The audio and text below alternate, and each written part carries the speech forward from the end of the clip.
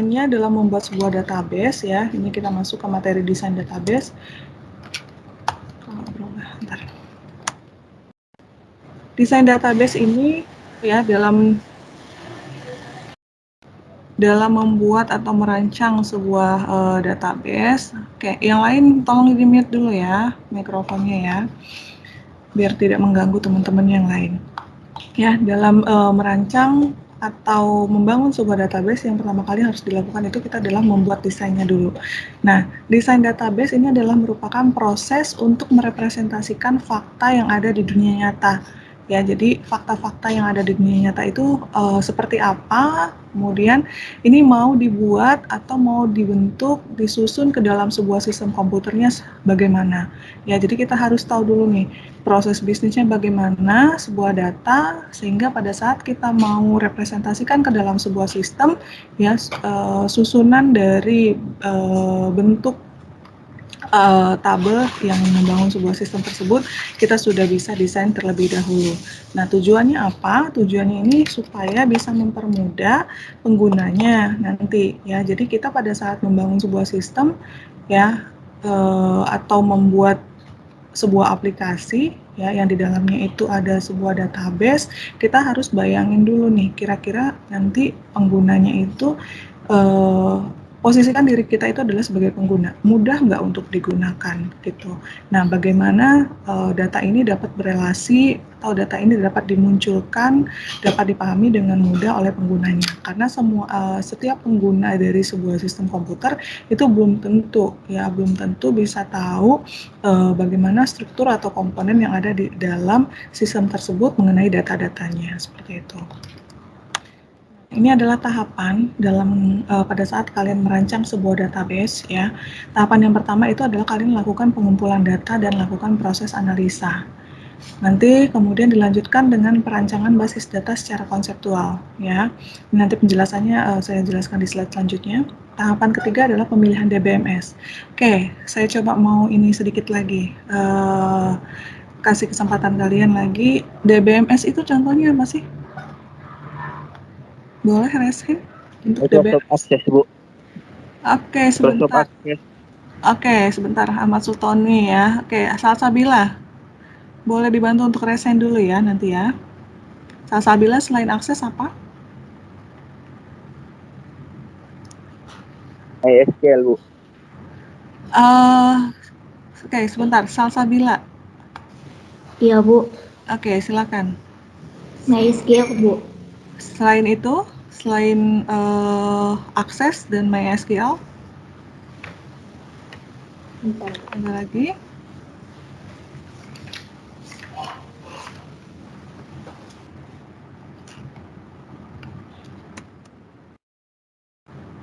Ahmad Sultoni tadi Oracle, NIM-nya Bu. berapa? Oke, Oracle. Ya. Ahmad Sultoni tadi NIM-nya berapa? 2019 31013, Bu. Oke, Ahmad Sultoni. Salsabila NIM-nya berapa? 2019 31004, Bu. 004. Oke. Tadi Salsabila menambahkan Oracle, dari Ahmad Sultoni tadi ada Microsoft Access ya. Kalau misalkan Access itu kalian install Office ya, Microsoft Office itu udah satu package ya, jadi tidak perlu lagi kalian untuk lakukan instalasi terpisah. Kemudian tadi Salsabila menyampaikan tadi ada Access, kemudian ada Oracle, kemudian ada MySQL. Ada lagi yang mau menambahkan? Ilham Ramadan? Saya, Bu, MariaDB, Bu. MariaDB, oke, MariaDB, ya. Oke, Ilham berapa NIM-nya? 2019 31077, Bu. 077, oke. Siapa lagi nih? Angela. Selain yang Iya, sudah Bu. disebutkan tadi? Firebird, Bu. Sama Oke. database desktop Paradox. Oke, ya. Oke, Angela berapa NIM-nya? 2019 31121, Ibu. 121. Oke. Nah, itulah tadi beberapa ya model atau bentuk dari DBMS yang bisa kita gunakan ya untuk sebagai media untuk menampung data ya, nanti media atau database management system yang digunakan untuk mengelola data atau menampung media tampungnya ya. Jadi untuk DBMS ini sendiri nanti dia tidak bisa berdiri sendiri jika kita mau membangun atau merancang sebuah sistem ya agar dapat ditampilkan hasil data itu ke pengguna seperti itu. Selanjutnya perancangan database secara logik. Setelah kita lakukan perancangan database secara logik, ini tahap selanjutnya adalah perancangan database secara fisik dan yang terakhir dilakukan proses implementasi. Nah, untuk pengumpulan data dan analisa ya yang dapat dilakukan itu adalah yang pertama ini kita harus tahu dulu nih siapa yang akan menggunakan sistemnya atau menggunakan aplikasinya. Jadi kalau misalkan kita membuat database tentunya kan tujuan utamanya itu adalah membuat sebuah sistem aplikasi ya. Nah, pada pertemuan pertama yang sempat saya sampaikan kepada kalian, contoh yang paling dekat ada di kalian itu adalah anjungan mahasiswa kalian ya. Anjungan mahasiswa kalian itu sebagai seorang end user ya, kalian mahasiswa sebagai seorang end user pada saat menggunakan anjungan mahasiswa itu ya, yang kalian lihat di situ kan adalah berupa interface yang berisi informasi atau data kalian. Nah, pada saat membangun sebuah sistem, kita membutuhkan yang namanya tadi DBMS. Nah, itu tempat data kalian ditampung ya. Nah, pada saat akan membangun sebuah sistem, kita harus tahu dulu nih, siapa yang akan menggunakan aplikasi ini, gitu. Ya, targetnya siapa nih, siapa saja. Nah, kalau misalkan di anjungan mahasiswa itu kan kita membangun sebuah sistem akademik, ya, sistem akademik itu kan terdiri dari yang kalian pegang sekarang, anjungan mahasiswa, terus kemudian di saya sebagai dosen itu ada anjungan dosen, terus kemudian dari pihak administrasi kampus juga mereka mempunyai akses sendiri ya, akses sendiri. Jadi itu dalam satu kesatuan sistem. Nah, data atau tabel yang ada di dalam sistem tersebut itu saling berelasi sehingga contoh, misalkan saya sebagai dosen basis data kalian ya, saya pada saat saya kan di anjungan saya dosen itu ada informasi mahasiswa saya siapa saja.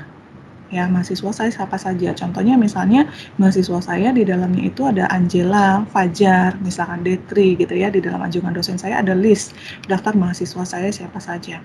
Nah, kemudian sebagai seorang mahasiswa si Angela tadi karena mengambil mata kuliah basis data kelas D ya, dosennya adalah saya Dina Tiara Kusuma, maka si Angela dan saya ini dan data saya Dina Tiara Kusuma itu saling terkait atau saling terhubung satu dengan yang lainnya.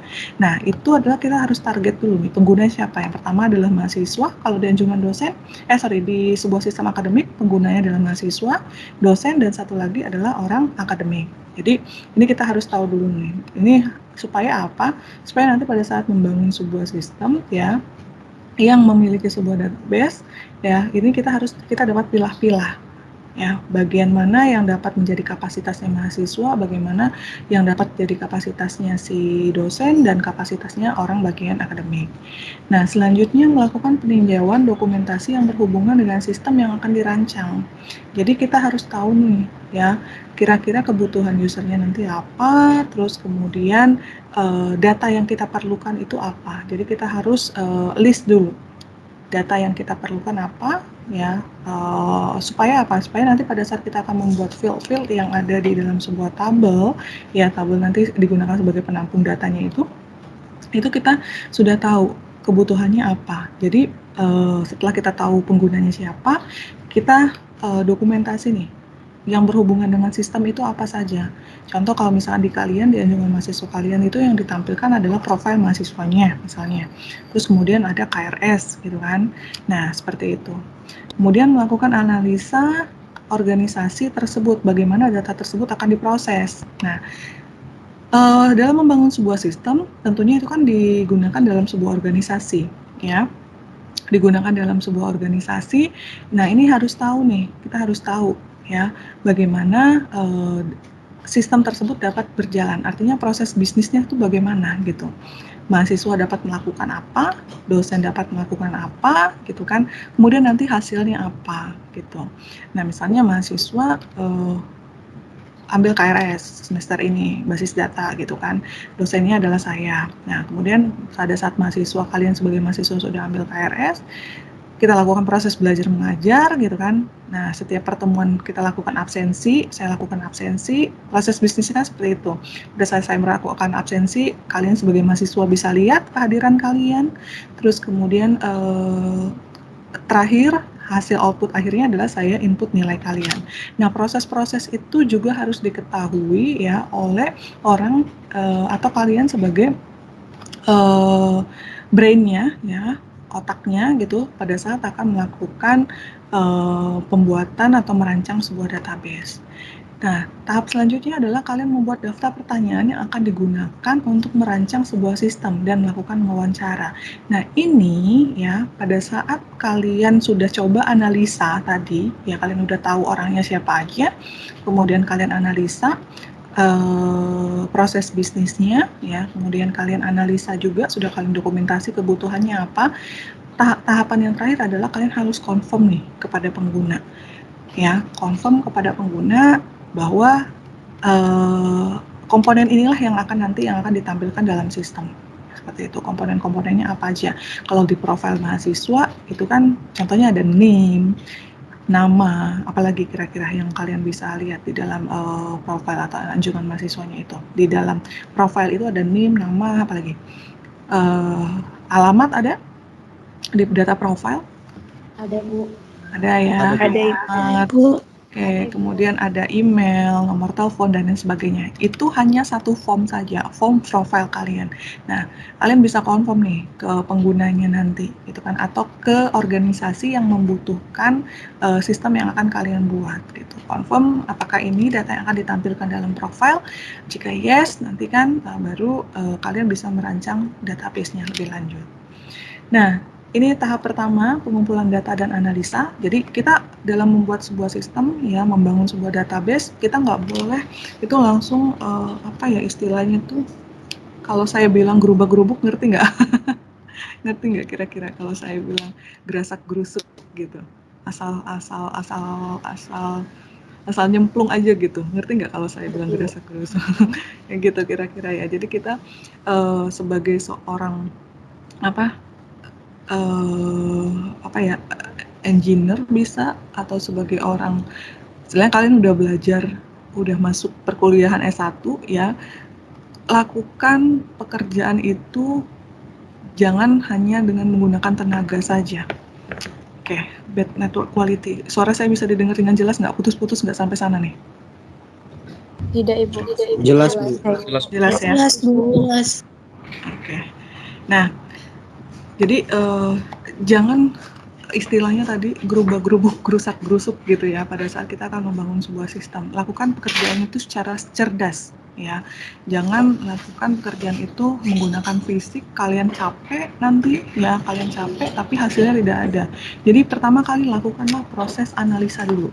Ya, analisa, kita lakukan pengumpulan data, confirm yes data yang mau dibuat itu benar, baru kita lakukan ke proses selanjutnya, itu adalah kita melakukan perancangan basis data secara konseptual. Kita konsep dulu nih. Yang pertama kita konsep bagaimana data itu akan dibuat, database tersebut akan dibuat. Digambar dulu, buat gambaran ya, kasarnya bagaimana ya. Biasanya hal tersebut kan itu tidak bisa kita lakukan sendiri, kita harus komunikasikan dengan tim ya. Kemudian kita buat skema atau alur database-nya. Nah, skemanya gimana nih, jalannya fungsi-fungsi dari setiap tabel yang kita buat itu akan berhubungan dengan siapa saja gitu ya. Jadi prosesnya tadi misalkan kalau misalkan kalian lakukan proses KRS ya, mahasiswa ngambil mahasiswa pada saat sebelum KRS itu harus dikonfirmasi dulu ya, dikonfirmasi dulu apakah layak atau tidak untuk mengambil mata kuliah tersebut. Kelayakannya itu berdasarkan apa? Apakah berdasarkan mata kuliah yang sudah diambil sebelumnya sebagai prasyarat atau tidak, seperti itu. Nah, ini harus kita confirm di proses yang sebelumnya tadi ya, analisa dan pengumpulan data. Nah, ini kita buat skema alurnya itu ya, supaya apa? Supaya supaya pada saat kita mengimplementasikannya ke dalam sebuah DBMS itu agar lebih mudah ya. Jadi pertama kita bikin konsepnya dulu, kemudian selanjutnya kita bikin skema atau alur dari cara kerja sistem tersebut ya, sehingga supaya mudah nih terbaca prosesnya bagaimana. Selanjutnya, nah ini pemilihan DBMS. Nah pada saat pemilihan DBMS ya ada beberapa faktor